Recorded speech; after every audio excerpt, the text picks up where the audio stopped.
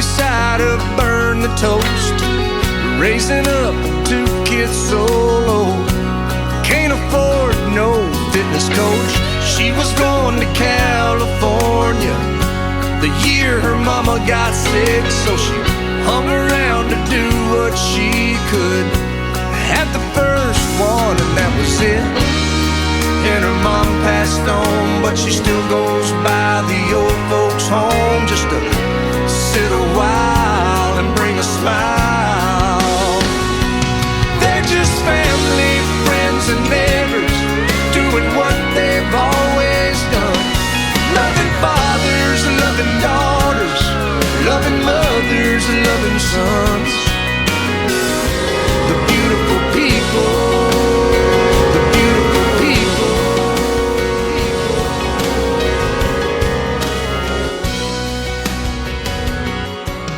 When I gave up on religion,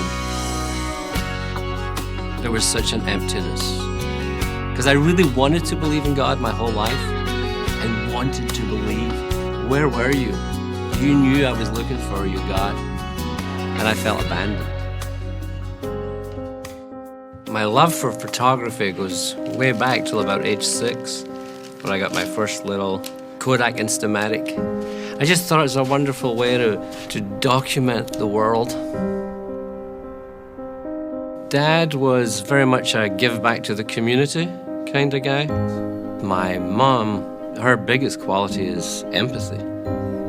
So growing up with that, I saw the best way to be helpful to people was also to become a priest, because I thought those were the best people in the best position to be the most helped.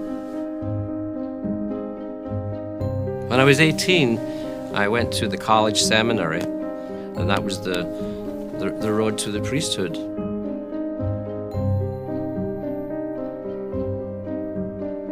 I left there angry because we were all going through the motions of ritual.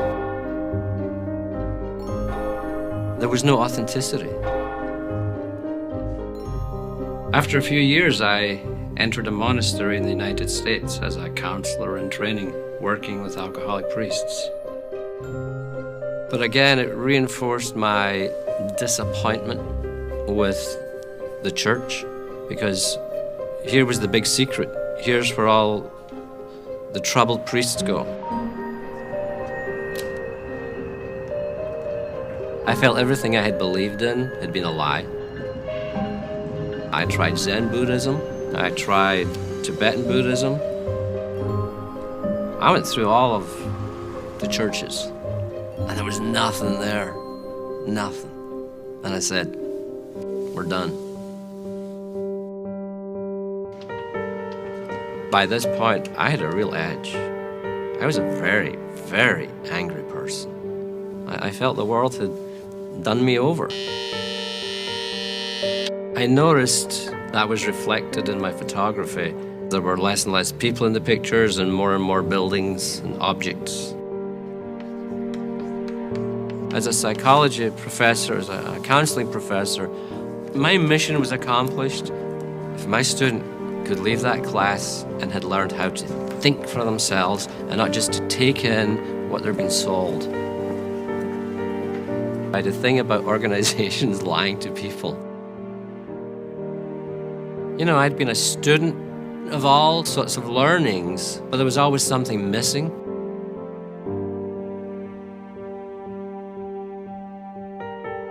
When Tom asked me to study with him, I did feel intimidated, because here you had a man who was a professional in the secular world. He was a teacher at college, a psychologist. So to me, that was a challenge. I had a big old notebook of questions, and he sat beside me, and he said, "So you have some questions?" And I said, "Yep, here we go. So how does your organization handle child sexual abuse? How does the money work? What's the check and balance? Where's the transparency?" And what I noticed, what he always did, he answered them from Scripture. This was revolutionary in my mind, because these were not just some institution's views or some individual's views, but this was the very authority of God. You know, studying the Bible changed my life for the better, completely. I love the diversity of the congregation. I'm learning so much about how we're all the same.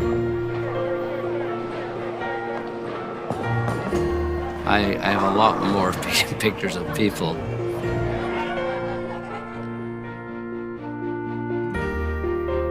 When people lose hope, they've lost everything.